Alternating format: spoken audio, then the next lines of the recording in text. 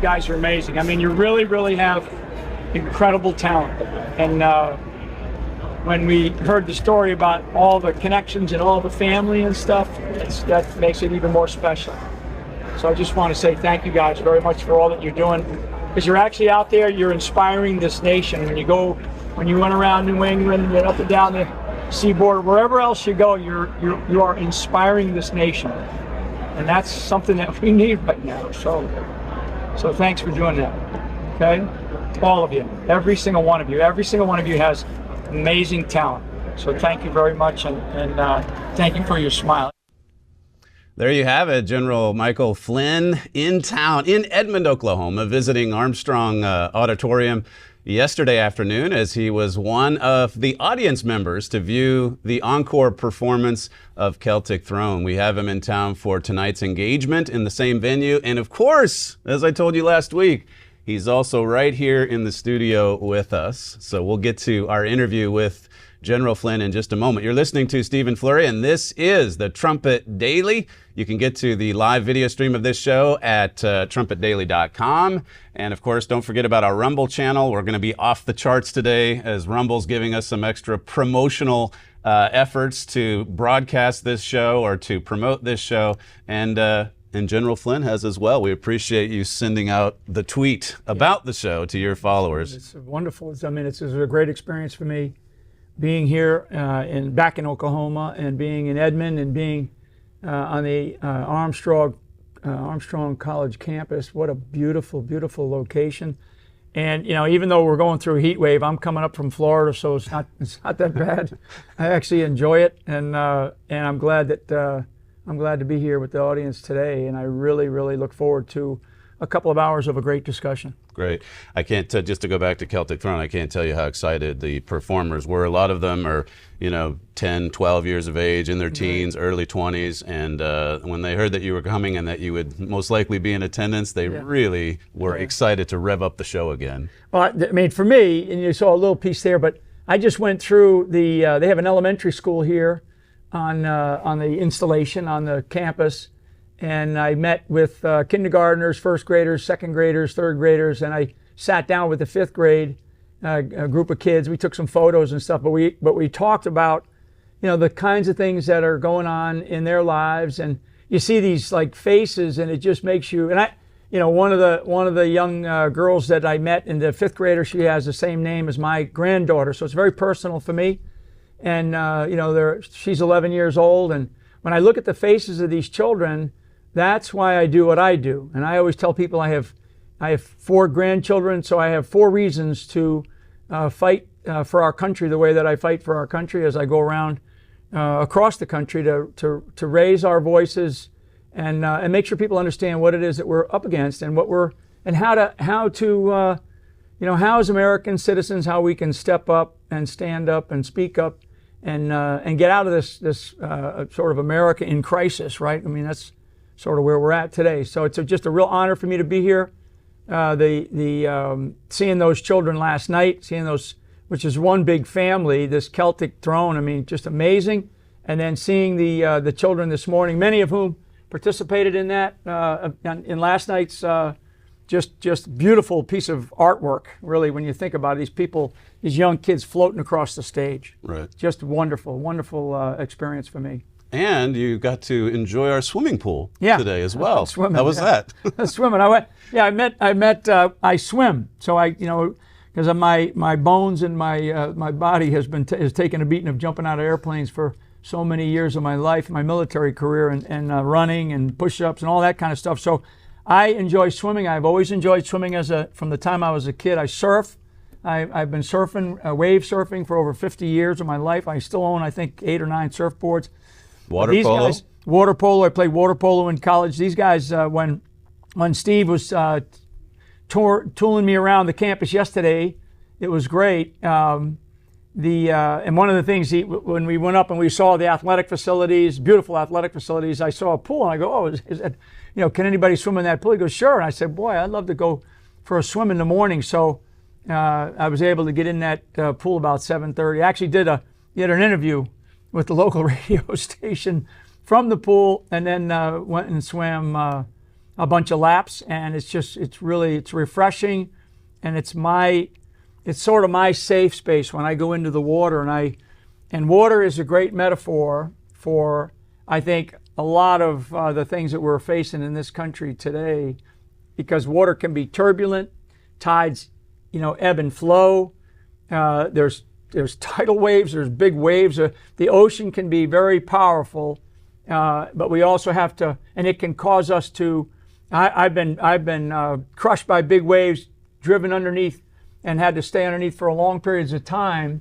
And you can get a sense of fear.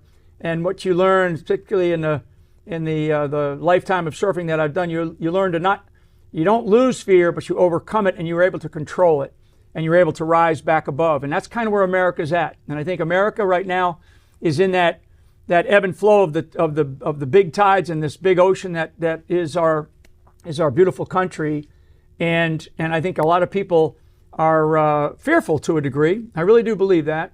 And so what I want to try to do is get people to understand how to control their fear and control that emotion. You don't lose it, but you can control it. And once you've controlled it, then you are in total control of your life.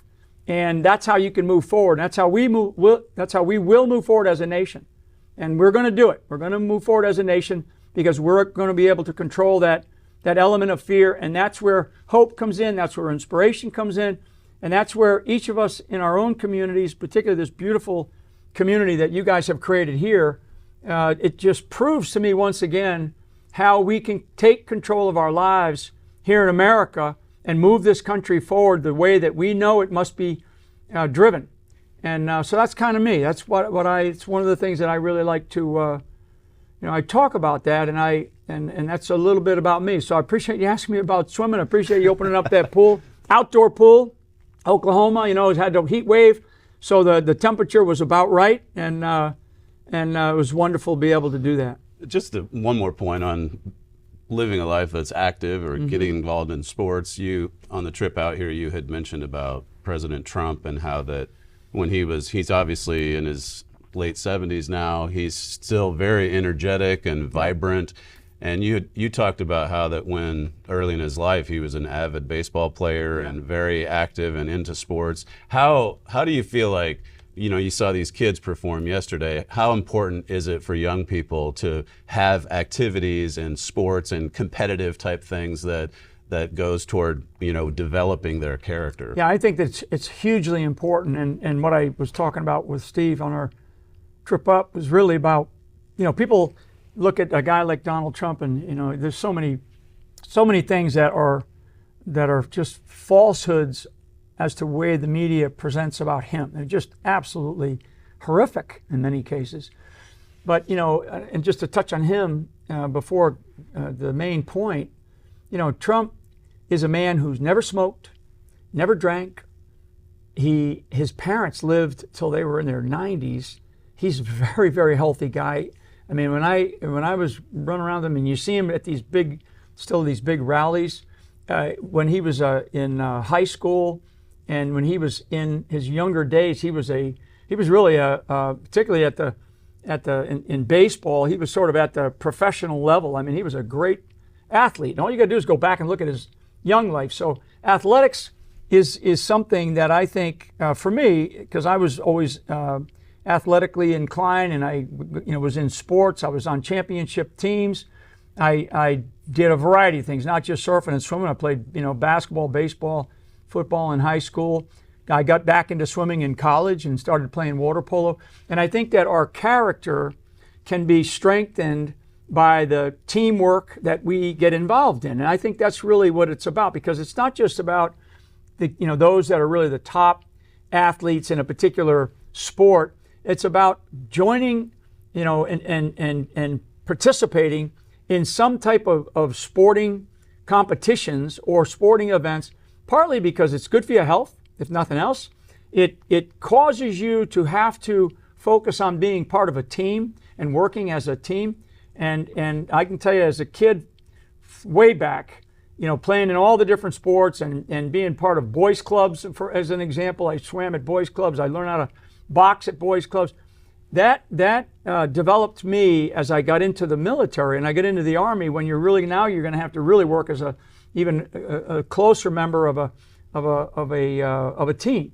And I think that the teamwork, the character development, the leader development, the idea about maintaining a healthy lifestyle, because as you get older, life. As anybody that's watching this that's older, I'm 64 years old today, or now my birthday's in another couple of months. I'll turn 65.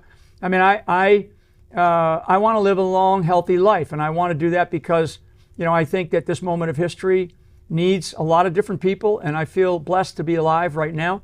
And so this idea of being involved in sports, being involved in any sort of competition, watching those young people last night, I mean, the strength, the ability, their sort of artistic performance, the way that they were synchronized on that stage.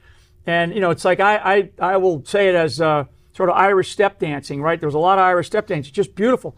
And for anybody that hasn't seen it, you're watching these amazing, talented young people. They're like floating across the stage. I mean, they just float across the stage, and yet they're moving their feet at a rate that I can't even imagine. But the Celtic Throne was a beautiful performance of not only our culture and the culture of the world, and as they brought the story through the whole couple of acts that they performed last night, all the way through to how those strong cultures of the Irish, the Scottish, the British came into our country, was beautiful. And I think that's a big part of what we need to always remember is the strength of, and strength comes from this competitive spirit of America, but it's not only the strength of being an athlete, it's the strength of being one of good character, and that drives all the way into the diversity of this beautiful country of ours. You were saying, just following on that, you were saying last night, because of where you are in your life, as you say, you're in your 60s, and then you see young people. Some of us were asking you, what is it that really drives you and motivates you? I mean, aside from Donald Trump, you're maybe one of the most persecuted Americans in the nation. So what is it that keeps you going and keeps you positive and keeps you personally hopeful? Yeah, I can't, people send me these quotes from the Bible all the time about, those that have been persecuted in the Bible, and, and I won't try to quote that because I'm not an expert on that. I feel it though. When you talk about why do I get persecuted the way that I get persecuted, and you go back and you look at Trump, and I jokingly say, if he's getting a subpoena or something, I'm probably getting one. I mean, I just was on the phone this morning on all this stuff. I mean, one of the things that exists in life is, and I say this, and I said this I think we were talking earlier about the 2016 convention, where I spoke at the 2016 convention, and during that speech, I made the statement that the sobering reality is that evil exists. And I want people to understand that. The sobering reality is that evil exists. And evil exists in mankind, it exists in humanity, it exists on earth. And so we have to understand that there are components of that are they're going to constantly attack sort of the opposite of that. They're going to attack the good. They're going to attack the light. They're going to attack the truth. They're going to attack what's good in our lives, right? And what's good in our lives, what we're trying to do is we're trying to keep our country on this even keel. People, we're a democracy, but we're actually a constitutional republic. And we have this beautiful document that is our Constitution. I always carry our Constitution with us, and beautiful, great picture of George Washington on the front. The Constitution of the United States. It's only keepers the people, right? It's only keepers the people, and so for us to maintain this little, you can barely see it there, audience. This little thing got the Constitution, the Bill of Rights, and the Declaration of Independence in it. For us to be able to maintain this thing, we have to we have to keep ourselves on this sort of authentic and honest path, right? And it doesn't mean that we're perfect. I'll be I'm the most imperfect guy, and I've made lots of mistakes. But when we talk about the direction that we're going as a country, there are few Americans today that are adults, at least, paying attention, that have to maybe go to a job, raise a family, pay for mortgage or rent in a place, go buy a loaf of bread, go spend your money on a gallon of gas these days. It's $4 a gallon. I mean, this is insane. So we all know that there's something not right about our country. And what people are having a hard time figuring out is this a Democrat versus Republican, right? We have long in the tooth politicians that talk about our country like, well, this is still my ideas about big government, your ideas about little government, my ideas about less taxes, your ideas about more taxes. We're past that. We are so past that. This 40, 50 years, and I can go back and, we can have a class on U.S. history over the last 75 years since the end of World War II, if you'd like, but maybe we'll touch a little bit on that. But I go back to this idea that evil exists. The competition that right now that we are facing is what I would call Americanism versus globalism. Okay? And there is a globalist elite that, and when I say globalist, they're not all sitting in Washington, D.C. There's a globalist elite that actually looks at the world and says, we know what's better for humanity. We know what's better for the global population. We know what's better for for the world. And versus this idea about national sovereignty, right?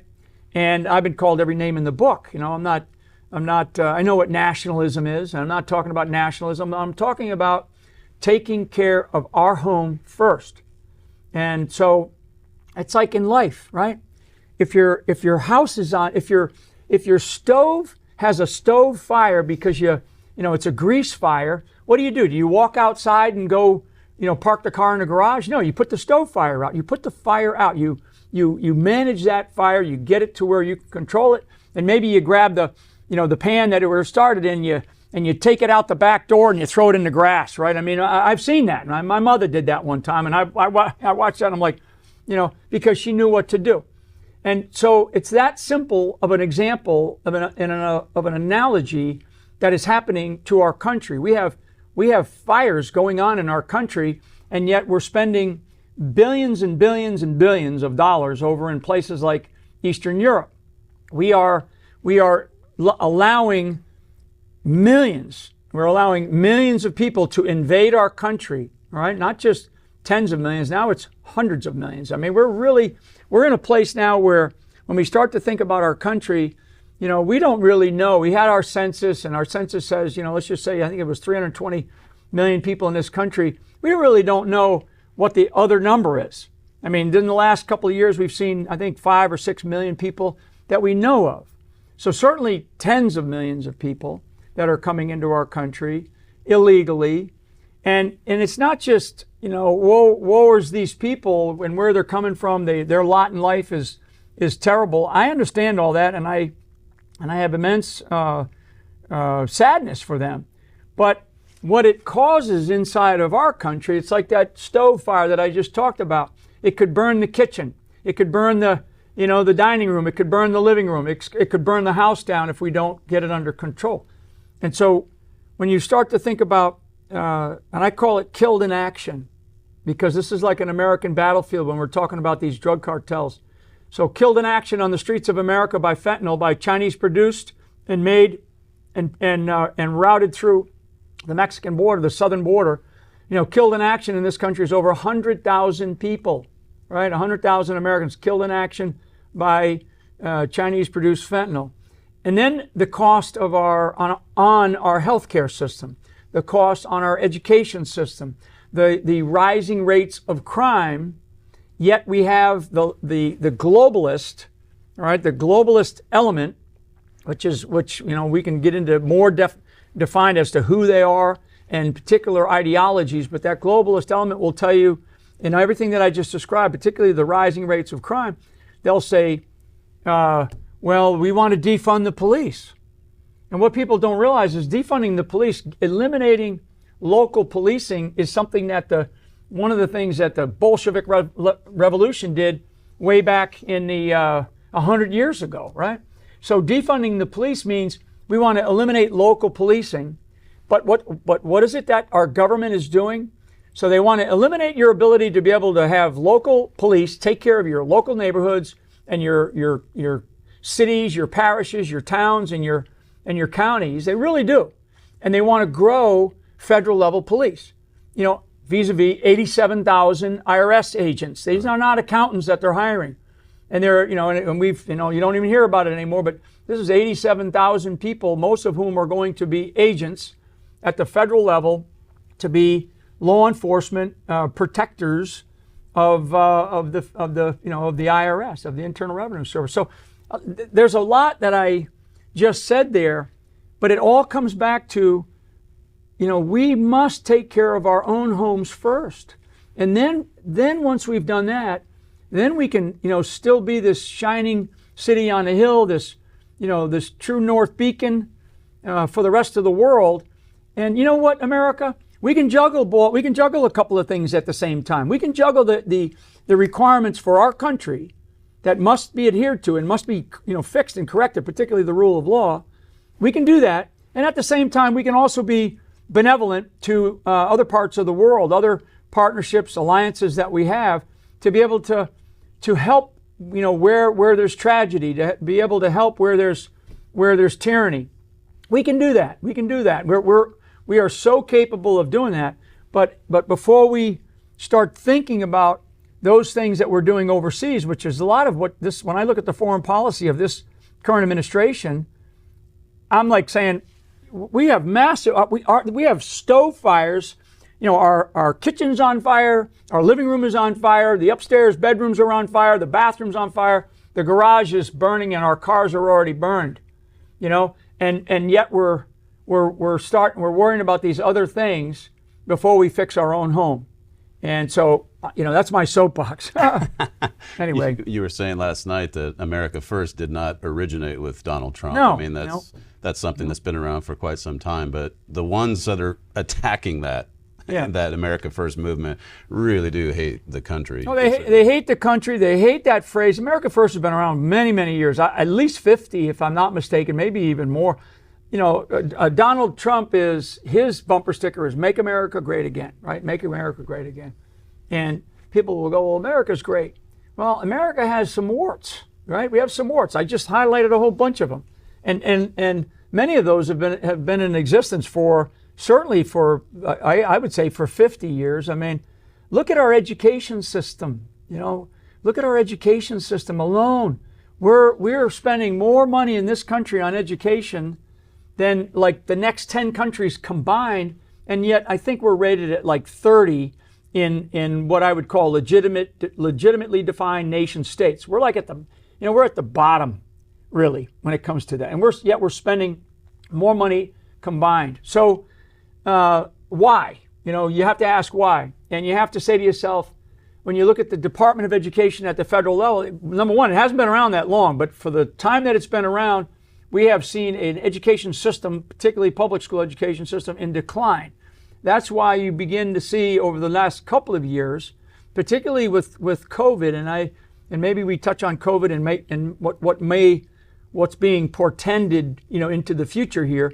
But when you look at what's happening with many, particularly women, you know, moms around this country, where they're pulling their children out of school, and we see the increase of homeschooling, or, you know, again, for the people that are listening to this show, and this is my first visit here to this campus, I'm blown away by what these guys do, and who they are, and what they represent, and how they do their educational, the educational underpinnings of what they're teaching here. I mean, you know, it's common sense. It's like what I learned. It's what I learned in the school system that I went to, which was, we were talking to first graders and fifth graders this morning about phonics and vowels. They sang this beautiful vowel song, right? I mean, it's these basics. They're learning about civics right, in our country. If I was to sit and debate somebody on the left, somebody who's a Marxist, and debate them, they would call me a white Christian nationalist and whatever names they want to sling my way, because I want to talk about what's great about America. And that's really, when we talk about America first, it's like your home. And I want to keep driving this metaphor or this analogy home. It is about our homes, right? And about your families and about our communities, right? And I always say, some people have misinterpreted it. I always say that most people really only care about what's 50 feet from their door. And it's a metaphor for taking care of our communities. And I use this phrase, local action equals a national impact. And so if you get involved locally, you get involved in your communities locally, and you do the things that you know need to be done, you're going to have a national impact. And I can tell you from this visit, and this is what fires me up. This is where I get my energy, because trust me, folks, this is exhausting. This is exhausting, and I mean it. It's exhausting because, I want more people to rise up. I want more people to stand up. I want more people in their local communities to speak up. And it is happening around the country, more and more. And I hope that it happens even more so. But this visit here is a reminder, and it re-energizes me to have the perspective that I need, that there is a goodness in the fabric of our country, and it's represented by some of these young people that I met last night and some of the kids that I met this morning. And I know, having in the last week and a half, going to Michigan, I went to Iowa, I went to Ohio, I leave here, I go out to California, and then I go into Nevada.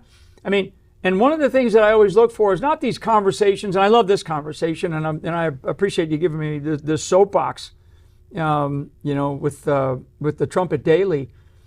But what I look for is, I look for the young people. I look for the youth, and particularly children, because I have children and I have grandchildren. So I look to see that, my mom used to call it, and I joked last night with Steve, my mom used to call it forced family fun. My mother would drag us to events, right? And we'd all be kicking and screaming, going, I don't want to go there, Mom. But my mother would take us there, and you'd learn something, right? You learn something, and it was important, and it's important to look at what our purpose in life is. As I said earlier, what my age is, and the generation that I represent. This is the generation. It's my generation that is going to have to stand up and speak up to save this nation, because those children, my children, your children, those grandchildren, your grandchildren that are out there, they're all going to school. We're trying to raise them right. The children that represent, my generation, they're out there working, in many cases, a couple of jobs. They're trying to raise their families. And I go back to women, because I find more and more women in this country, and we look at the demographics of our country, we look at what women are doing. This is a very important point, because women are raising our families these days, right? We have so many broken families, and it's a tragedy. And it's to me, because I think a strong family unit, is really will make for a more successful nation. And the globalists and the left and the Democrat Party, and I'll use that. That's probably the only time you'll hear me using that word. From the back in the late '60s all the way till now, they really it's like they intentionally went after the family unit, and I mean that. I'm saying that word. I'm using that word intentionally, precisely. They went after the family unit to destroy it, to destroy the fabric of the family, and they did it through a whole variety of things. And there's people that actually talked about it that are part of that party. And now we've shifted. We've shifted to a globalism that is really a form of it's an ideology that is, I think, personally, as I served in the military, and I had to study and understand and be prepared to fight against these ideologies, like communism, like fascism, like imperialism, whatever isms out there, Islamism, right? Radical Islamism, all of these different things. And so I took the time to study those ideologies and to study those cultures and to study the countries and the regions of the world and to try to understand what it was that I potentially had to advise soldiers to go out and potentially sacrifice their lives.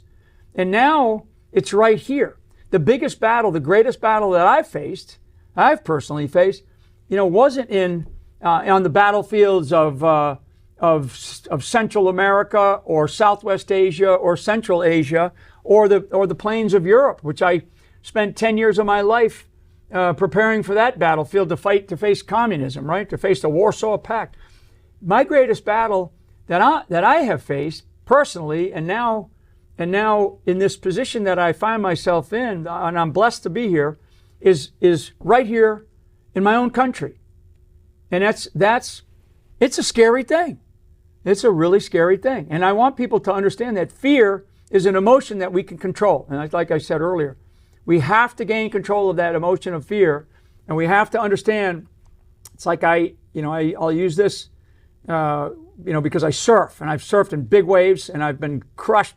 You wipe out, right? And you wipe out. Go Google wiping out on a wave. You get pounded down below the surface of the water, and you can spend. I used to be able to hold my breath for quite a while. Not like some of these big wave surfers. I could hold my breath for well over a minute because I practiced that, and I've been underneath the water for that amount of time. And when you finally come up and you take that breath of air, right? It's like that's what America needs right now. We need to go take that big breath of oxygen, and everybody needs to do that. And then you need to say, okay, I am now going to move in the direction, of the shoreline, and that shoreline is the shoreline of freedom. And when we do that, when more and more Americans actually start to head towards that shoreline of freedom, we're going to reach it. We're going to reach it together, and when we do, we're going to raise that flag. We're going to have demonstrate that American pride, and we're going to do that all over this country. And that's when I know, and I see this. I see this here. I see this in other parts of the country that I go to, and because people are overcoming that emotion of fear, and they know that they're going to eventually rise up and breathe that beautiful, fill their lungs with that beautiful oxygen, that beautiful air, and we're going to reach the shoreline. And that shoreline means to get there, to get to that shoreline, it requires sacrifice. You're going to have to swim. Right? You're going to have to swim. You're going to have to kick. You're going to have to crawl. Whatever it is it takes for you to survive to get to that shoreline. And when you do, believe me, you feel empowered. And I feel empowered. I reached that shoreline. I reached that shoreline in this battle with my own country, with elements of my own country, not with my own country, but with elements inside of my own country who I believe are subversive. They're subversive. And I don't mind saying that. That's the truth. It's quite a perspective. You've fought. You've been in wars abroad. And so this is the most serious war that you've experienced. And it's right here at home. Of course, this is kind of the central theme of my father's book, America Under Attack.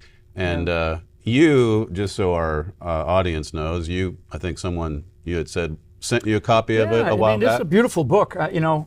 This book written by General Flurry, who he's really the big idea behind this beautiful campus that we're on. And I met him last night, and we had dinner together. And somebody in all my trips around the country, they sent me this book. And they said, you got to read it. And in it there's a chapter on Mike Flynn, but you kind of go, okay, what's he got to say? But the title says it all: America Under Attack. And I recommend people. I read it, and I was telling Steve that I've read a few books in the last few years that have they like shocked me to the core after I've read it. And I read this, and I read it again this weekend as I prepared to come out here, and as I am, I'm the type of person who's like, when I read it, I'm like, okay, who wrote this? Now I'm looking at, and I am compelled, and I was compelled to reach out to General Flurry, and so they sent me a bunch of them because I said, send me as many as you can, and I don't know how many you sent me, maybe 20 or so. I think it was 20. Yeah. And I handed them out to my family, I handed them out to everybody, and I said, you got to read this because it's not just what it says in here about little old General Mike Flynn. It's what it's the theme of it and the idea behind it. And one of the things that I have learned in the last couple of years, and there's a number of pastors that I have gotten to meet, and those pastors and those people that are of great faith, and they're not necessarily all pastors, but those the ones I'm thinking about now, that are able to connect. They're able to connect, the Bible, right? They're able to connect the Bible to the Constitution, and then talk about it in a way that as I like to say, what this describes, what America Under Attack describes, is kind of the who, what, when, where, why, and how. It really does is about what it is that we are facing. And he brings this sort of biblical direction in it as he leaves, the reader at the end to make sure that we really do return to the strength of our nation, which is really the foundation of our nation, which is based on Judeo-Christian principles and values. And one of the things that I like to say, and this is why I reached out, and there's been a couple of books that have made me feel like that, and I've reached out to other authors to say, your book had such deep meaning, and then I go out and I tell people, to read them. I mean, I tell people, you got to go read these books. If you want to know what's going on, if you want to understand what's happening, go read it.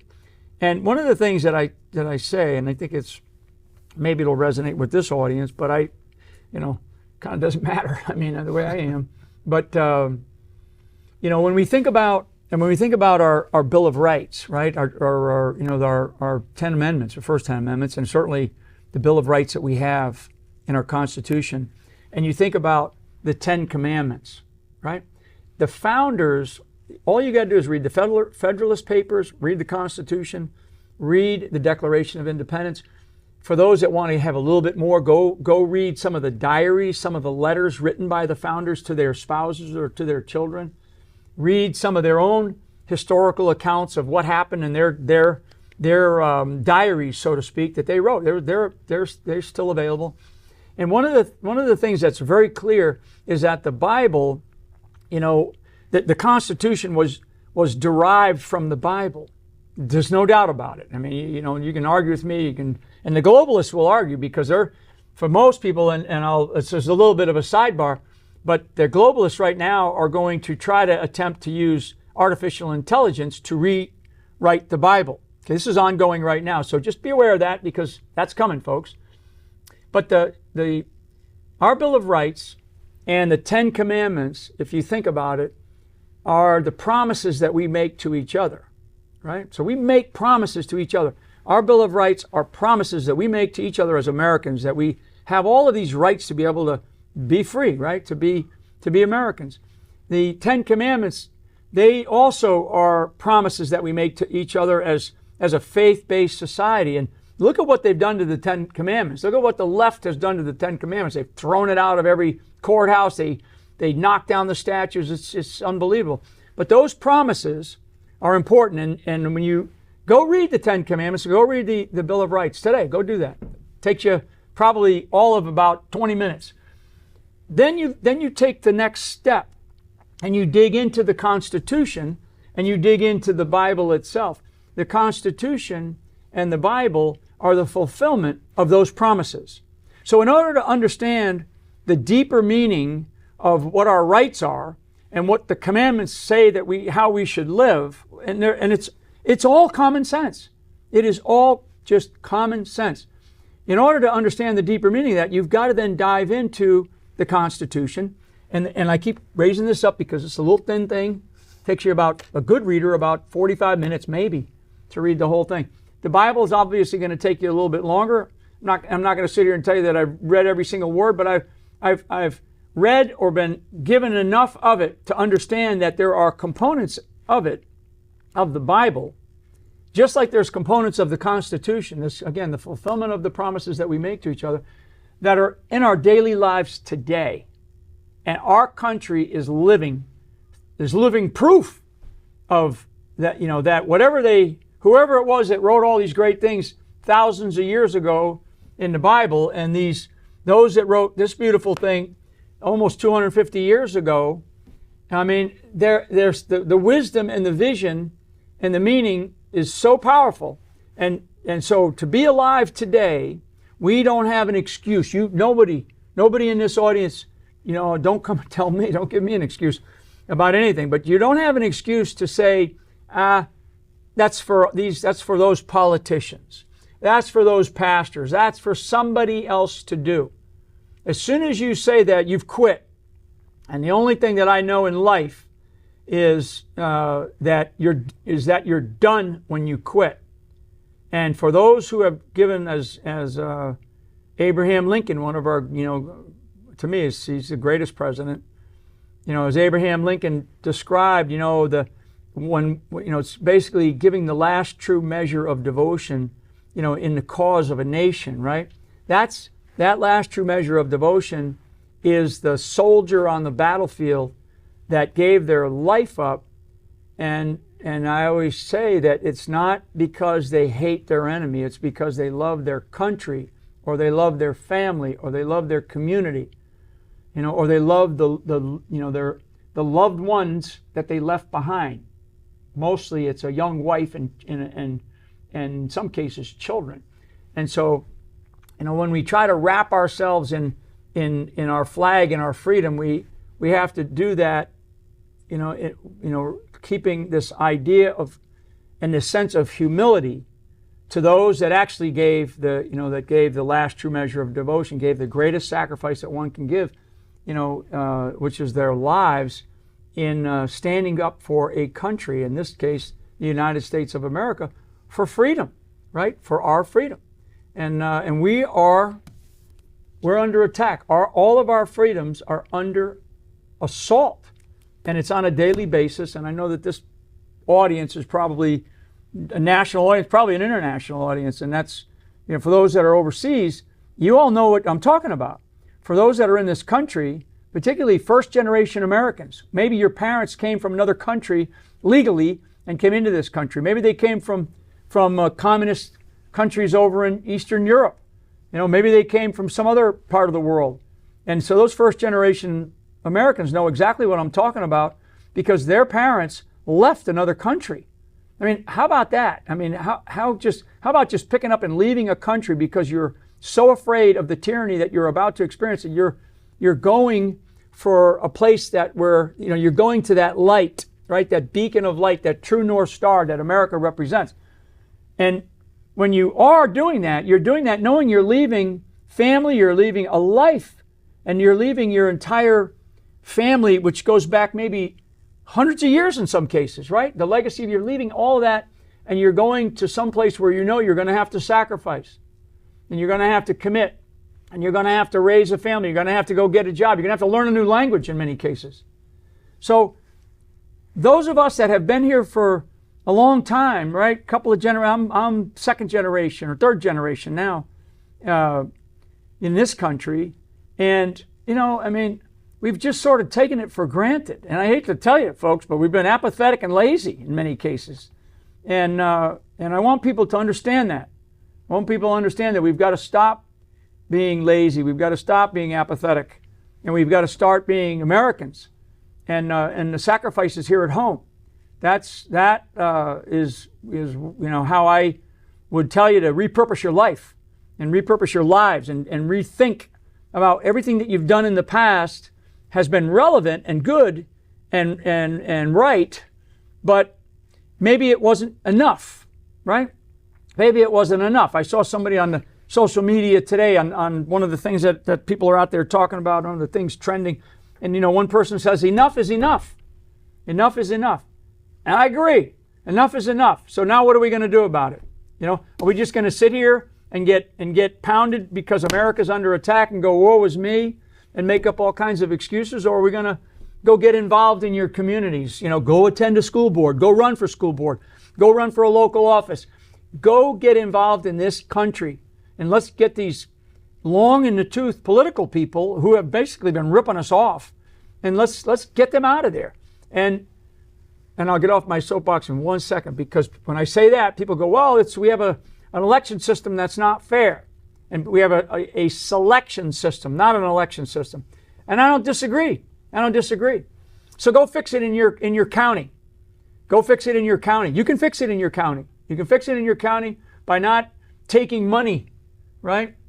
And saying, in our county, this is where the Constitution comes in. In our county, we're going to have no machines. We're going to have same-day ballots. We're going to have ID cards, with pictures. I mean, we're going to have just common sense thing, and we're going to count our ballots on that day, right? Because you got, in a large county, you might have 100 precincts. Believe me, folks, we can do this. We've done this in the past. So anyway, that's just.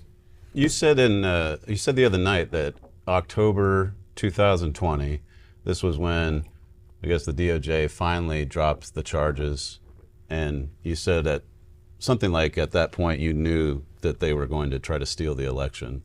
Maybe you could elaborate on that a little bit. Yeah, I mean, so my case, my legal case was dismissed on the 5th of May of 2020. And it was dismissed because after a 6-month special counsel investigation, which we were not aware that it was occurring. We had heard different things, but we really weren't aware that it was occurring. And after 6 months of investigating what they did to me, these unlawful thugs did to me, the Department of Justice dismissed the case. That was May of 2020. So that was before, what I facetiously call the summer of love, right? All the violence that we had on the streets of this country with Antifa, Black Lives Matter, where I think the numbers killed and wounded were of police officers alone was like 30, and there was like $4 billion in damage in multiple places in a very short period of time in a couple of states, right? Washington, Oregon, Michigan, I think up in Minnesota. So after my case was dismissed, that anybody that followed my case very closely saw that the judge was not going to let go. And it was dismissed for essentially egregious government misconduct. So then the judge kind of holds on to me. You kind of go, well, what's going on here, Judge? You don't have any authority to do that. Yet he did. Yet he continued to hold on to it for another 8 months. At significant irritation, I'll just say, right? I mean, everything about that was just horrific.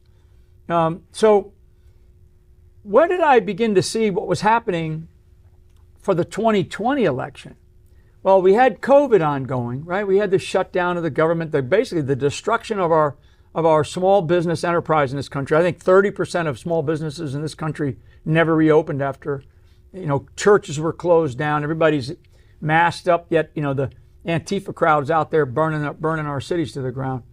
And so as someone who is, as an intelligence professional, and someone who analyzes situations and looks at things particularly strategically, even though I can dig into the weeds and get into the tactics of events, as I was started to see the mail-in ballot scheme, right? I call it a scheme, right? Because it's so fraught with fraud in mail-in ballots. So when I started to see these states, like ticking off states that were, all of a sudden, this state's going to start having mail-in ballots. States started passing laws, mail-in ballots, and ballot harvesting was going to become legal. And I started to look and go, okay, when did this start? Because this, again, I am politically naive, when it comes to a lot of this stuff, because politics was not something that I ever thought I'd ever be a part of in my military career. I never thought I would get involved in it, but I did once I began to see what was going on in our country. So as I started to look at the mail-in ballot stuff, I'm like, okay, what's going on here and what's happening? And so you start to study, I started to study the states where they had mail-in ballots for a long time, much, well before COVID. A state like Oregon. And if I have my dates and sort of the ideological underpinnings correctly, like Oregon, I think, started mail-in ballots like back in like 1998. And when you look at a beautiful state like Oregon, we had a great event out there in Salem. For anybody that's out in Oregon that's watching this show, we're going to get back out there. But when I looked at that state, I said, okay, 1998, they started mail-in ballots, and I'm like, okay, well then what happened? What began to happen? And I'm doing this because as I'm fighting my legal battle, I'm trying to figure out what else is going on, because I knew that at the end of the day, I was going to rise above this, and I felt that in my heart. And my wife and I have a long relationship together, and talk about a rock of my family. And so as I started to study this, I'm like going, okay, Oregon since 1998, I don't think it's been anything but Democrat. It's been run by Democrats, right? The major cities in the state since 1998, since they instituted mail-in ballots. So you kind of look at that, just that one example, and that's anecdotal, I know. But you look at that one example and you go, okay, now let's just look at some of the others that are out there. And you begin to say, okay, and I'm hearing the Attorney General at the time, and I'm hearing a lot of other people that are talking about mail-in ballots that knew a heck of a lot more than I did about mail-in ballots, how filled with fraud that it is, and that it was at that time. Bill Barr, we've played the clips many times on this show. He was on with Wolf Blitzer saying. Yeah, Barr said it's horrible. It's a horrible, horrible component. And I don't know if I saw today, somebody sent me today not a clip but an article about Hillary Clinton wanting to have the entire country go to mail-in ballots. Of course. So yeah, so mail-in ballots, and at that time I'm watching all this and I'm saying, man, there's something not right. And I having served at the highest levels of our intelligence community, running the Defense Intelligence Agency, being the most senior intelligence officer, military intelligence officer in our nation at the time that I was there. And most people don't know the DIA, the Defense Intelligence Agency, also oversees the Army, Navy, Air Force, and Marine Corps intelligence components. There's even budgeting things that we get involved with there, as well as oversight and direction, working in close coordination with the service chiefs, right? Chief of Naval Operations, the Chief of the Air Force, Chief of the Army. So it's a big job. And as I look at these things, I'm thinking to myself, man, I'm also considering our adversaries overseas, principally China. Okay, principally China.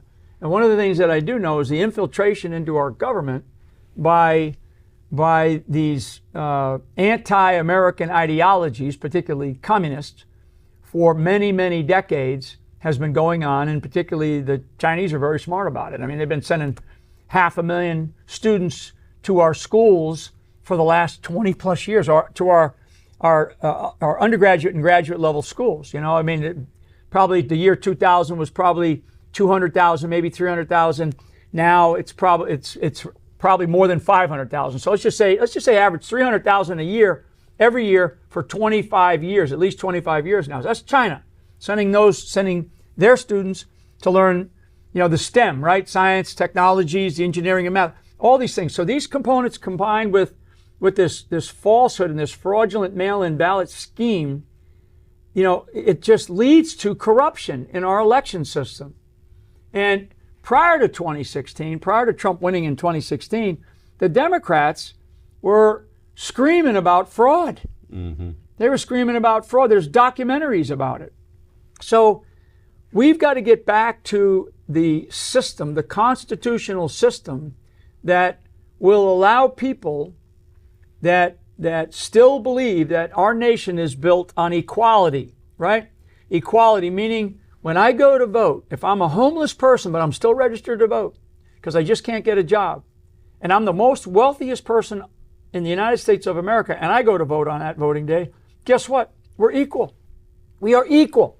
I don't care what that guy's worth and what that guy's not worth. And that guy that's the homeless guy is worth a lot. He's worth a lot, because he's struggling and he's trying hard. He's trying to, rekindle his life. But when they go into the voting booth, when we go into the voting booth, we are all equal.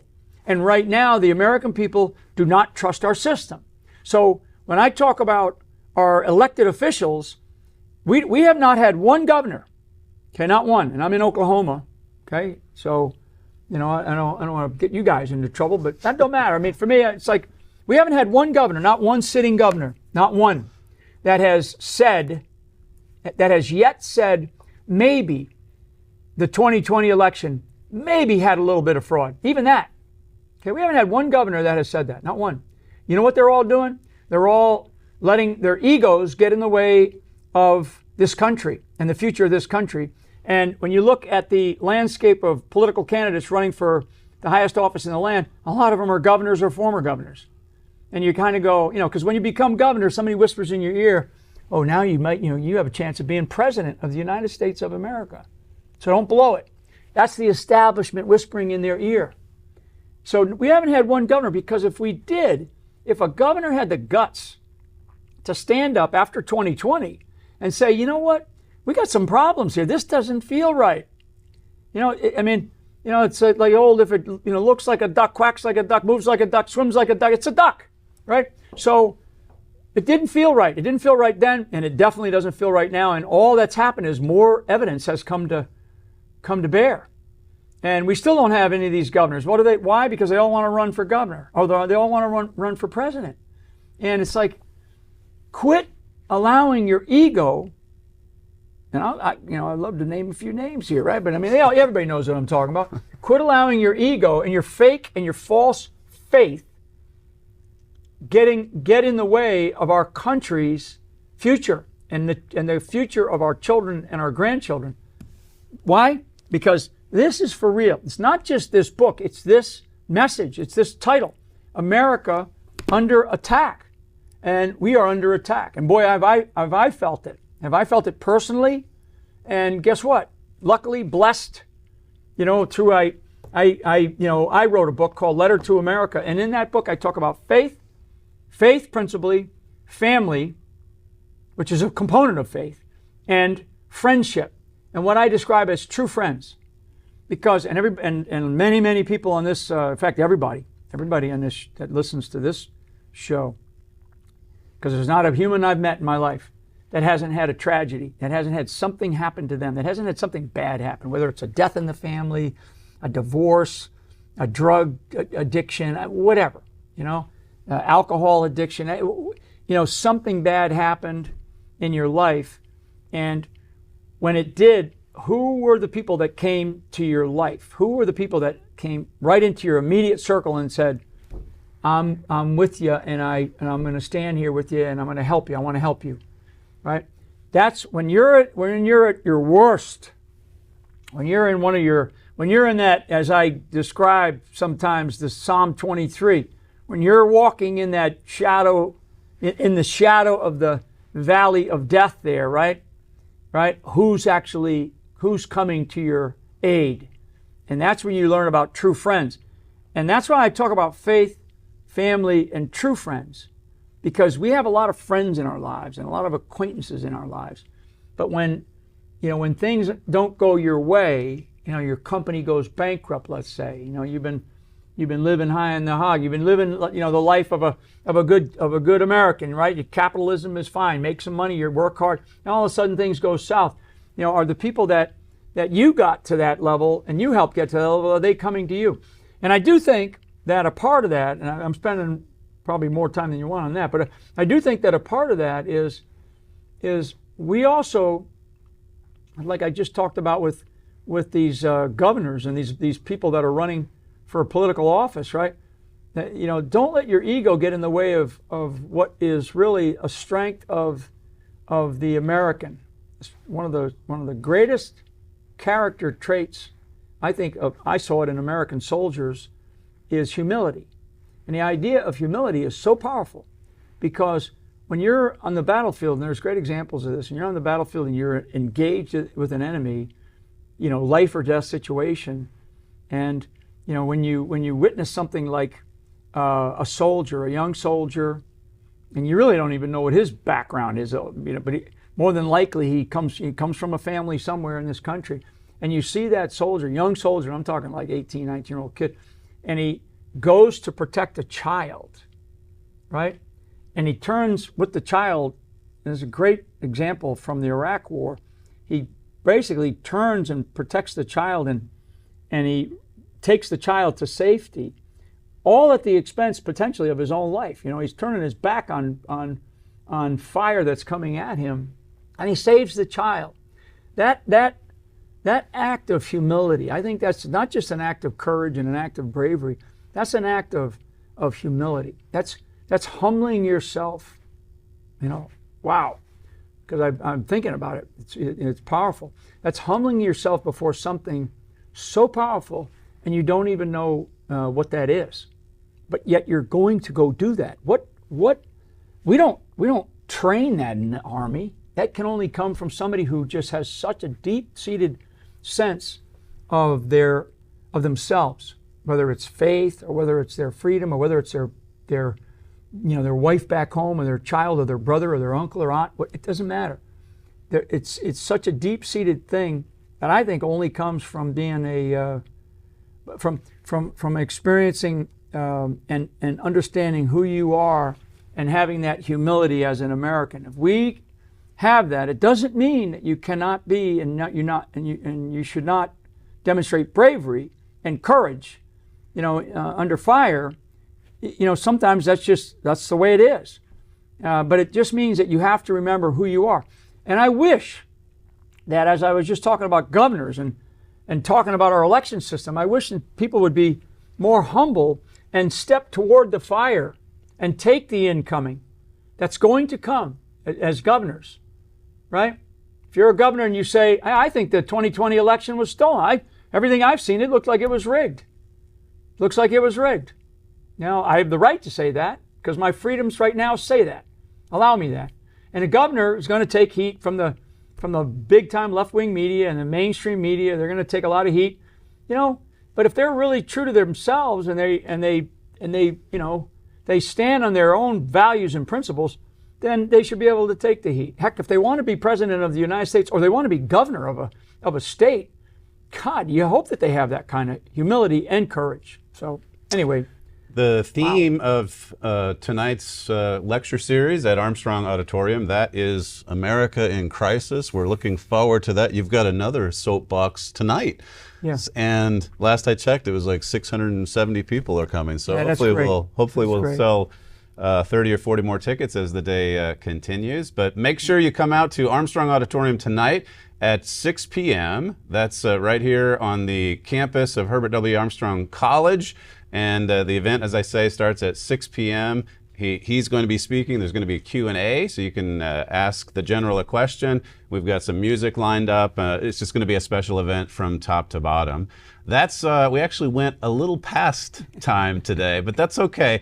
We've got so much more to get to with General Flynn. We're going to try to squeeze every minute that we can out of his stay. He leaves tomorrow, so hopefully we can record another short segment or two and play it on the Trumpet Daily later this week. You are listening to Stephen Flurry and General Flynn, and we want to see you again next time. It was awesome. Let's start with your 2010 paper, Fixing Intel. You were in Afghanistan at the time? I was the senior intelligence officer for the International Security Assistance Force of operating in Afghanistan. And that was at that time, that was my third assignment in Afghanistan. So I put in close to almost 3 years there, over 3 years, I think, maybe closer to 4. And what motivated you to produce that paper? Well, I mean, so there's a couple of other co-authors as well. One was a young Marine at the time, and another was a member of DIA, which I was not part of DIA at that time, a really senior analyst who I knew and worked with.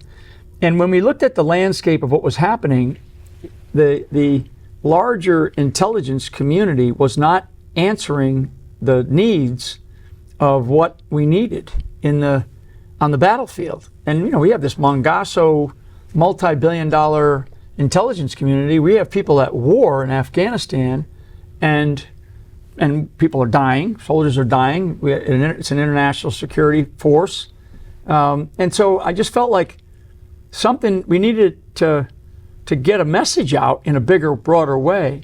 And so this paper was written, and Fixing Intel, a blueprint for Afghanistan, basically for fixing intelligence in Afghanistan. And we published it in 2010. And I'm in Afghanistan as the J2, they call it. And immediately it got all kinds of, I got all kinds of cards and letters, not in a good way. Within 24 hours. I published it in the Center for New American Security as one of the think tanks in Washington, D.C. And a lot of people in the military, and actually a lot of people in the intel community, primarily the intel community, were calling for my head, like firing. I was like, I'm in Afghanistan. I'm a general at the time. I was a 2-star, and I'm like, hey, I'm on the battlefield here, and I'm telling you. But what they want is they want you to do backdoor stuff where if you do which I always did. I always followed the chain of command. I always kept pushing and pushing and pushing on the higher intel community and got no response. So I said, you know what, let's put this out there on the street and see what happens. Well, good enough for Secretary Bob Gates, Secretary of Defense at the time. He read it and he said, this is brilliant. We got a war to fight. Let's get back to fighting the war. And then I was able to then begin, because of his sort of premature on the document, which was very helpful. I'm going to sit here. I'm not going to be, I'm not going to lie about it. It was very powerful statement that he did. He basically shut up Washington D.C. and the bigger intel community, because he's former director of CIA at the time, Secretary of Defense, and so that particular paper later on in my career came back to kind of, it probably got me in a positive way to be identified as one of the up-and-coming flag officers to take over DIA to fix some of these issues that I do highlight in there, because it's not just fixing intel in Afghanistan. There are tactics, techniques, and procedures inside that document for all kinds of things, for law enforcement activities, for warfare, and for how you run government, how we run our government. So it's this, like we talked about, back in 2010, I'm essentially calling out the fake news, right? Right. And you said that it wasn't intel that was driving policy, it was the media. Media was driving policy, and you can say that it wasn't intel to a degree, and that's true, but the intel community, and particularly the CIA, has such influence inside of the media, inside of the mainstream media, inside the big networks, right, and then the cable news networks. They have a lot of influence, the intel community. So in a way, it's kind of the chicken and the egg, right? But the media was definitely driving a lot of our policy, and we were getting it wrong. We were getting it wrong in Afghanistan. This was my third tour there, and now I'm in a bigger position. I'm in a more responsible position, and I felt like the message wasn't getting back to Washington, D.C., and so we published that, and then we began to implement some of that. And I think that the reforms there, a lot of those reforms came from other reforms that I had done previously in other jobs that I had in the military, particularly when I was in the special operations community, where we really had to reform the intelligence procedures and the intelligence system that we had in order to operate at the grassroots level, right? And people will understand the word grassroots because there's things, if you read this, if you don't mind, if they read this document, it's still online, it's still one of the most widely read documents, think tank publications ever. So it still gets read a lot. So just coming back to your position, you're a 2-star general. Right. Bob Gates supported it. You're an up and coming, and then in 2012 you become the director of the Defense Intelligence Agency. Right. Now, I think that what's interesting here is 2 years after that, the Obama administration pushed you out. Sure. But 2 years before, 2014, Obama hired you for that position. Do you think it was Bob Gates, that his influence, that maybe? Well, I think Bob Gates, clearly he's a good man, and he said some snarky things, not about me, but about others that I do appreciate. But I think it was Bob Gates, Jim Clapper, Everybody knows the name Jim Clapper, right? Former Director of National Intelligence. The interesting thing is I was appointed to two really important positions by President Obama. Okay, I was appointed by him. He had to sign on the dotted line to appoint me, and so people came in and said, this is the right guy. Obama says, okay, we'll appoint him to 3-star, and they put me into Assistant Director of National Intelligence for all intelligence relationships, foreign and domestic. And then he appointed me to the Defense Intelligence Agency as the director, and that's Obama appointing me now. And then both of those positions had to be confirmed by the United States Senate, and I was unanimously confirmed to both those positions by the entirety of the Senate.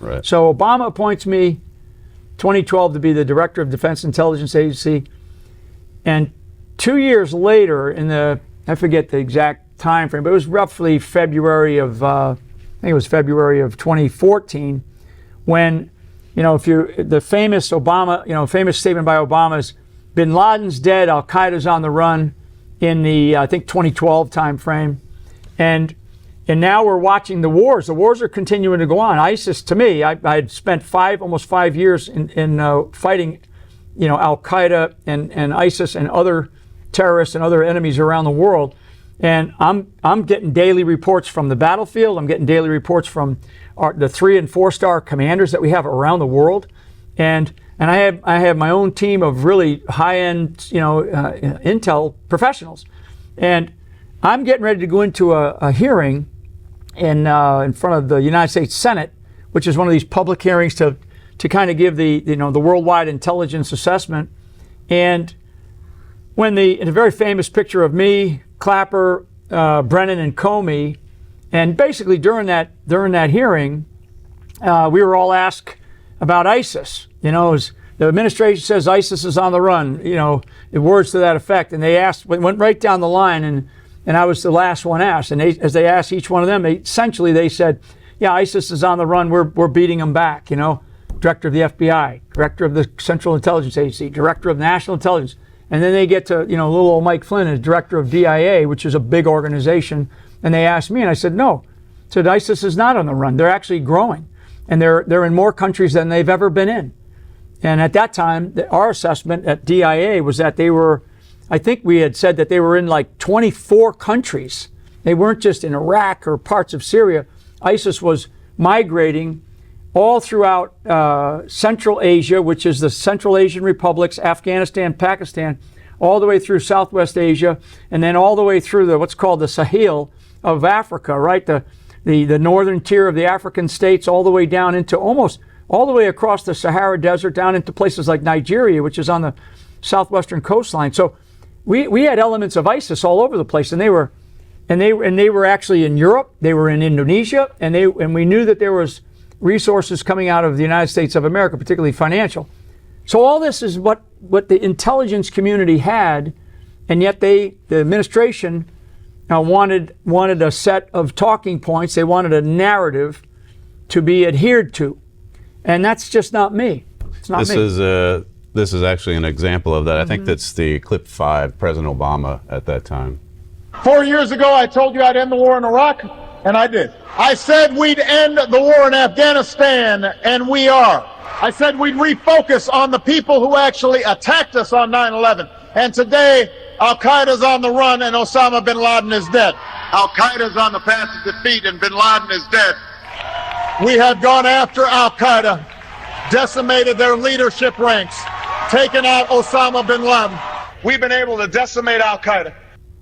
So you feel like it was your testimony? Oh, yeah, there's no doubt. There's no doubt, because much later, it was only a very short period of time after that, days actually, where I was called in with two individuals. One was the Undersecretary of Defense for Intel, and one was Director Clapper, and they basically said, Clapper said to me, essentially, we are removing you from DIA. You're going to be leaving DIA. And I'm kind of looking at him, and I say, and I knew exactly why.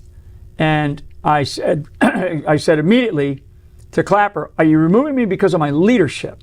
And he goes, oh, no, I'd cut you off at the knees if it was your leadership. Because I wouldn't say that, I'm the best leader, but I know leadership and I know how to take good care of people. And I've always been, in terms of leading organizations, I've led organizations from platoon to large organizations. So I knew that wasn't it. And when he said that to me, then I knew exactly what it was. And it was because I wasn't, toeing the line. I wasn't kowtowing to that particular message that Obama wanted to have out there. Because it's not just about Obama. It's about the future of the country.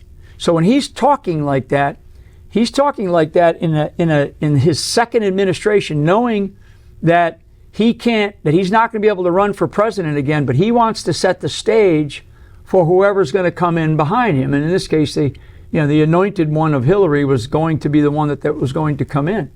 And so he's setting the stage. Well, here you got a general, director of Defense Intelligence Agency, a guy who had served years of my life in combat, not a couple of months, but years of my life in combat fighting these guys. And so I had good credibility. I knew what I was talking about. I had looked at the entirety of the situation and all the evidence that we had. And there was no doubt that we were facing an enemy that was actually migrating into something worse. And every bit of intelligence that was going in front of Barack Obama said that. But the message from the leadership was going to be, they're on the run. We've got them down. I'm doing a great job fighting them. And the reality is, we weren't. I mean, here we are. This is August of 2023. 2 years, almost to the date of our complete and total surrender in Afghanistan to Al Qaeda and ISIS, okay, and to the Taliban. A complete and total surrender. We surrendered under fire, we retreated under fire, and we left American citizens behind, and we, had casualties at the very end that resulted in 13 killed in action. Beautiful young Marines, primarily a Navy corpsman, I believe, and a soldier, an Army soldier, and then many, many others wounded in that really fateful day. When does that ever happen to America? And there you go. You got Obama talking all this glorious stuff. That's not how war is. And frankly, you got to be honest in war, because I have been on the battlefield and know that what I was about to say, had to be exactly what I believed, and I believed it because I studied it, I learned it, I felt it, I experienced it, because I was about to say something that was going to cause soldiers to go do something. And when they went and did something, that could result in them being killed, on behalf of this country. But so we have the political level, and I don't want people to sit there and go, well, politicians always lie. We shouldn't accept it, especially in war. What was the difference between the intel you were getting on Iran and the Barack Obama policy toward Iran? Yeah, night and day. It's like evil versus good, right? Iran, designated number one state sponsor of terrorism on the planet by our own State Department. Members of the Iranian military, particularly Soleimani, Qasem Soleimani, was the number one. He was designated by the United States of America as the leading terrorist in the world, right? He's running a component of their military, their special operations component, and Trump ended up killing him. But Iran at the time, they are killing Americans principally in Iraq, and I think these explosively formed projectiles, we call them EFPs, IEDs, became an acronym that everybody got to know about in Iraq and Afghanistan, improvised explosive devices. I mean, the Iranians they had killed to the tune of about 500 of our American soldiers. And they're spewing constantly, the Iranian government is constantly spewing hatred, not only of the United States of America, but of Israel. It's like they're talking about wiping Israel off the map. They're talking about, they call us the great Satan. So all these messages are coming out of Iran. This is not me making this up. Go look it up. And yet Obama is willing to cut a deal to give them uranium, to enrich uranium, to make a nuclear weapon. And then, people like John Kerry, the Secretary of State, second Secretary of State under Obama, and Obama, they're talking about, well, this is, it'll take 10 years. I won't go crazy Irish, but baloney, right? I mean, baloney. The intent of the Iranian regime is to have a nuclear weapon, and to further that intent, it's to destroy Israel. And Israel, as far as I'm concerned, and I describe Israel as this bastion of democracy and freedom in this cauldron of smoking hot coals, right? Called the Middle East. And it's the greater Middle East. It's not just the Middle East where we think about Iraq and Saudi and Yemen and Dubai and some of these other, Kuwait. It's also the extra regional players going from Egypt all the way down to Somalia, all the way into upwards into Turkey, and of course over into other parts where we talked about Afghanistan. So Israel is this example of freedom, example of justice, example of democracy, and we have to protect that relationship. And here, Iran they're stating we're going to wipe it off the face of the planet, right. And we're going to give these guys the ability to have nuclear weapons. I mean, it just doesn't pass the common sense test. So I was pushing back on that while I was in uniform. And I'm doing it through the right channels, and people knew it. And then when I got out, I went and testified to a hearing in summer of 2015. After I was out, I'm an expert on a variety of subjects, and one of them is this. And so one of the committees of the House that was looking at this, and I think it was like June or July of 2015, if I got the month right, I was asked to come in to testify, and I did in an open hearing about Iran. And I made a statement, and I had a statement that I turned in, and it was really it was against the Iranian nuclear deal. And after I came out of the military, I took a stand against it because I'm still looking at this and I'm going, we're giving millions, hundreds of millions of dollars, billions of dollars in some cases, and we're going to give uranium that can be enriched into a nuclear weapon. We're going to give it to Iran. And even at the time that the administration was giving Iran money and giving them this capability, they were still listed by our State Department as the leading state sponsor of terrorism. I mean, if that's not the definition of insanity, I don't know what is. So you're giving that testimony, you said summer of 2015. Okay, so Donald Trump comes down the escalator that summer as well. And at what point along that campaigning did you start looking at Donald Trump and saying, well, hey, I need to throw my support behind him? Well, I was asked by multiple candidates, actually, because I really didn't want to get involved in politics. But when people asked me about, hey, can you come in? I mean, Ben Carson asked me, Carly Fiorino asked me. Trump asked me to visit him in August. I think it was August of 2015. I went up to New York, or down in New York from where I was, I think. And I visited him, and we spent a couple hours together. It was only supposed to be about, a 30-minute introduction, and we spent a couple hours together. And I actually also met Eric Trump, who's a wonderful young man, during that meeting. And we had a talk about the landscape of the world. And there was a lot of things that we had in common in terms of, what he saw as the problems that America faced. So we hit it off. Great initial conversation. I kind of went back to doing what I was doing, which I was going around speaking and trying to just, think about what I wanted to sort of do in life after coming out of almost 3.5 decades of the military. But I stayed in touch with his campaign, and around probably early winter of 2016, they reached, and I had been talking to Corey Lewandowski at the time, who was his campaign manager. I'd talk to him probably once a week, and others. But when I talked to, they got a hold of me in summer of or winter of 2016, and I basically, they asked me, can you, would you join our team? And I said, sure. Here's kind of, my ground rules, and because I'm always very blunt, and I felt like my relationship with Trump was one of respect. It was really, he was a very good guy. I asked him, what should I call you? And he says, call me Donald, until he became the president. Then I called him president, right?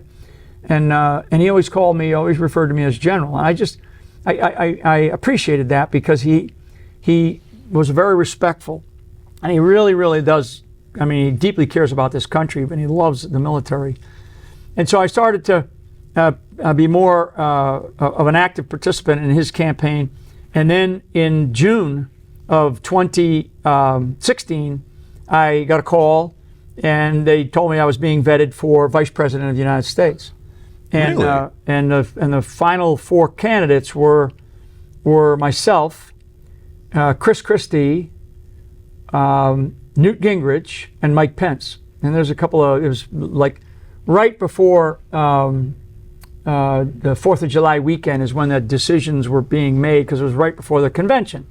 And so, you know, they called me up and they asked me for some information, you know, just stuff to vet you on, you know. So my life had been vetted, because you get the clearances I had, the security clearances I had, you get vetted all the way, you know, up and down. So that was easy. So I provided it to them.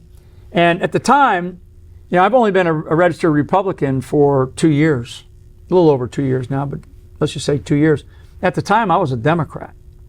So, but I wasn't like, you know, I wasn't one of these guys that wore it on my sleeve. I wasn't, you know, I was just, you know, I believed in the country, and I believed in the direction that Donald Trump was taking the country.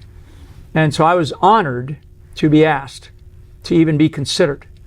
And so the other 3 were, you know, hardcore Republicans, right? And, you know, I'll name the names again: Gingrich, Christie, and Pence. And, you know, you look at those 3 today and the kinds of things that they're saying and the kinds of things that they won't say. Mm-hmm. And, you know, and here I am. So when we look at ideologies, when we look at Democrats and Republicans, I don't, those are gone. I mean, I look at, you either are an American and you believe in the American way of life, or you are part of this globalist elite group of people, and many of them are in our federal government. And to me, that's the direction of our country. Those are the 2 paths. You know, one is, you know, as I explained in another conversation, one is what can be accepting that easy light at the end of that valley, and that means they're going to give you something. They're going to give you money. They're going to give you power. They're going to give you control. Or it's the harder. It's the other light. It's the harder path. It's the path of sacrifice. Kind of like what I've been talking about: getting involved in your community, doing more for your families, doing more for your local counties, right? Getting involved. So when you spoke at the Republican convention, Mm-hmm. did you have a pretty good idea that they were going to give you some kind of a position? No, I didn't, and I didn't expect anything. Did you know by that point that he went a different direction for VP? Well, I guess. Oh yeah. He called me up. Oh yeah. Okay. Donald Trump called me up before the convention. He called me up, and we you know, as we always did on the phone, we joked about some stuff. We talked about, you know, what was going on. We talked about how he was being just assaulted in the media when they used to, you know, absolutely, you know, think he was, you know, the cat's meow all the time before he got involved in politics, right? So yeah, we kidded on the phone, and I said, hey, whatever, whatever, Donald, at the time. You know, I'm going to help you. I'm here to help. And, you know, whatever decision you make, and he told me what decision he was going to make. He goes, tomorrow I'm going out to see Mike Pence, and I'm going to pick Mike Pence as my vice president. And that's, you know, that's okay. Yeah. And it worked, right? I mean, he became the president of the United States in 2016, and I hope that I did, in some small ways, help him get there. But So we have, this is General Flynn at the Republican convention in the summer of 2016, clip 1.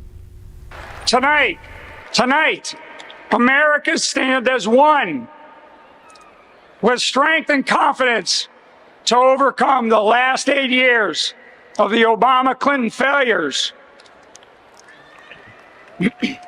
such as bumbling indecisiveness, willful ignorance, and total incompetence that has challenged the very heart and soul of every American and single-handedly brought continued mayhem, murder, and destruction into our neighborhoods and onto the world's streets. yeah, So- the dog that night. That was hard to get through that one. He just said yeah. he was as sick as a dog Yeah. that night. Now I'll tell you, that speech, they you know, for a variety of reasons, those words, they really have come after me because of that. Because they know, as a general, You stand, and it's like people go, "Oh, generals shouldn't be involved in politics." What about General Grant? What about General Eisenhower? What about General Washington? I mean, right. So give me a break. Well, total incompetence. Yeah. And has challenged the very heart of every American, single-handedly brought continued mayhem. I mean, that's strong. Well, it's very strong language, and it's very purposeful. Yeah. And it's intentional. And I mean, so you tell me, for this audience, you look around at our cities in this country, you look around at our border, you look at every kind of indicator of existence in America today, and you can't tell me that things are rosy, okay? I mean, shutting down churches, shutting down small businesses, allowing millions of illegals, the rising crime rates, all these things. Our education system is horrific. So, it's incompetence. Right. It is sheer incompetence, or it's willful negligence. So Trump shocks the world in November 2016. Yep. And then you had all the media reporting on Obama having the little sit down. I think it was November 10th, 2 days after the election. Right. Obama has the meeting with him. He gives him those strong warnings. And then this is how the regime media reported on that. Clip 7. Well, I just had the opportunity to have an excellent conversation with President-elect Trump. Back on November 10th, an important date, that is when President Obama sat down with then President-elect Trump for their very important private meetings. President Obama warned President Trump against hiring Michael Flynn as his national security advisor, warned him personally and directly during that meeting in the Oval Office on November 10th. President Obama offered then President-elect Trump a clear warning.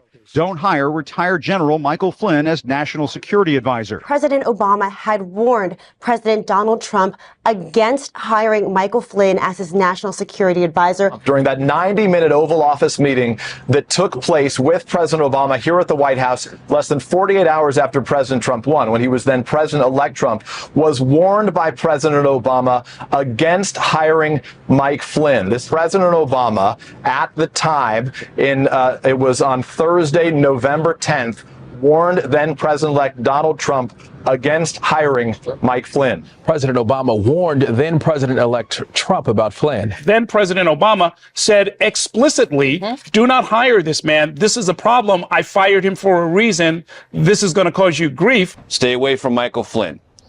He's bad news. So unbelievable. The words that you heard them all parrot, and I use parrot precisely, warned against.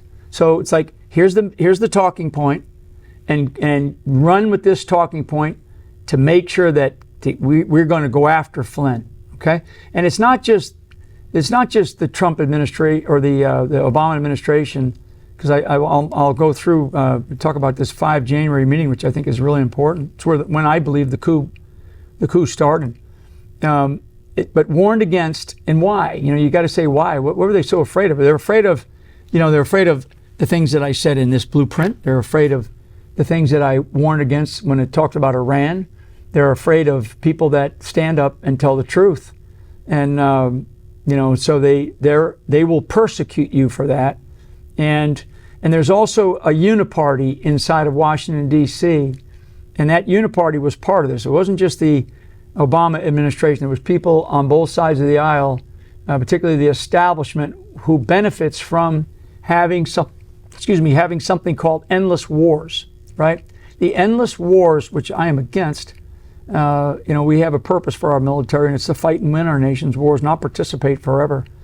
So from that meeting, and I went back and I saw Trump afterwards, and he asked me, we were joking about it, because he's like, can you believe this?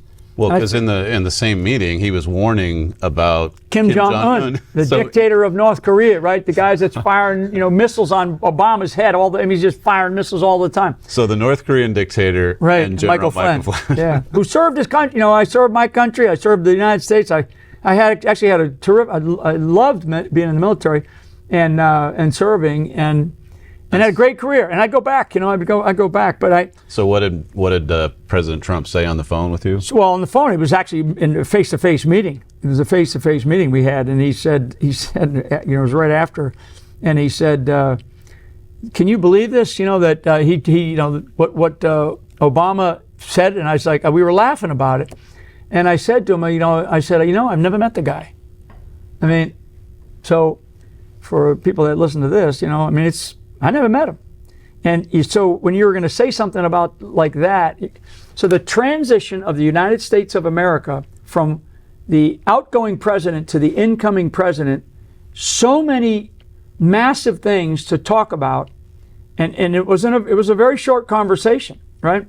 So many massive things to talk about, and Obama focuses on those 2 points, right? And Trump was able to quash the threat from North Korea. Everybody saw that, a very famous meeting, and he ended up saying to me, he goes, you want to be the national security advisor? And I said, yeah. He goes, you got the job. That was the meeting.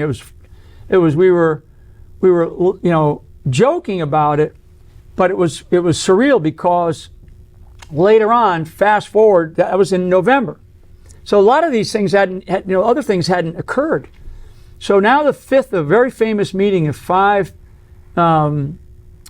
January of 2017, there was really 2 meetings. One, and they were in the same place, Oval Office, with Obama. One had a larger group, and then Obama sent some out, and he kept a smaller group in. And the larger group was Vice President, people like Clapper, Comey, Brennan, Susan Rice, Sally Yates. There were some other minions in the room, other senior, his chief of staff, and there was a couple of other key people in that room. There's probably and we have notes of all this. We have the minutes of all this. This all came out in evidence in my case. And this is all just 2 weeks before President Trump. 5 January 2017. So the Obama administration was trying to do everything that they could to undermine everything, basically to usurp the incoming Trump administration. So that meeting in January was a meeting about me. And Obama dismissed most of the people, kept Vice President Clapper, Comey, Brennan, and Susan Rice, and Sally Yates. Sally Yates was the Deputy Attorney General, or the Acting Attorney General at the time. And that's when they talked about me. And this is the very famous, the outcome of this. We have these notes that say, what's our goal here? To get him to lie or to get him fired? What's our goal, right? And the very famous Logan Act came up, right? This thing called the Logan Act. Nobody ever heard of it. Biden is the one that recommended the Logan Act. And then later on, he said he denied that he even talked about it. And then he was, on a break with George Stephanopoulos. They had to come back to him. I don't know if you remember that. And they had to come back to him and say, oh yeah, I did. I might have said some things, but that was the day to me. 5 January 2017 is a sort of the official start date of the coup led by Barack Obama against the United States of America to undermine a sitting president, a duly elected sitting president of the United States of America, Donald J. Trump. And here we are, August 2023, however many years that is, 6 years, almost 6 years, more than 6 years later, and we're still in the throes of that coup. And I believe it. I mean, now we have to be constitutional, we have to be lawful, we have to be peaceful, we have to be thoughtful about how do we get out of this mess. Obama's the one that said, I would love to be a third term, but just not have to have all the heartache, right? All the nitnoid stuff that you got to be as a president, right? I'd love to have a third term. And he also used the phrase, fundamentally change America, right? We're going to fundamentally change America. Well, this is what it means. This is what it means. So, all of this stuff and all the things around the interview with the FBI agents and others, because the moment of resignation with President Trump, Mike Pence could have said, and I actually apologized to Mike Pence prior. Mike Pence could have said, you know what, Mike and I spoke about it. Mike Flynn and I spoke about it. I accept his apology. We got a country to run, right? Let's let bygones be bygones. Let's move forward. And no. So, I mean, it's one of these things where, you know, if you can't say something nice, don't say anything at all. Is something that my mother taught me. And so I'll say nasty things about people, but I think you know, I think the worst people that we have are in our political system, honestly. I mean, especially those that have been around there for a long time. And I think the worst of the worst are people who fake their faith. So those people that fake their faith, to me, and are in politics, they're the worst people that we can have leading our country. And, you know, you can't pretend. And frankly, you can't pretend with the American people. There's no pretending with the American people. And the beauty of our country is just the God-given common sense that just regular old Americans have. And I like to think of myself in that category. And so, you know, naive, yep. Politically naive, definitely. Would I want to wish this on my worst enemies? No. You know, would I stand up for my family? Again, you bet. I will go to the gates to defend my family. And so that's kind of where I'm at. And I think where our country's at, and what we need right now is we need strong leaders. We need people who are of the belief that this is still the greatest country on the planet. And I think we need to focus on those leaders who will move us forward in a direction that sees America as it is supposed to be, right? Again, the sort of the shining city on a hill. So thank you very much for allowing me some time. General Flynn, it's been a privilege and an honor to have you on the show. We have so much more. I didn't even get to your books. You got to come back. That's right. We'll come back. I'll come back.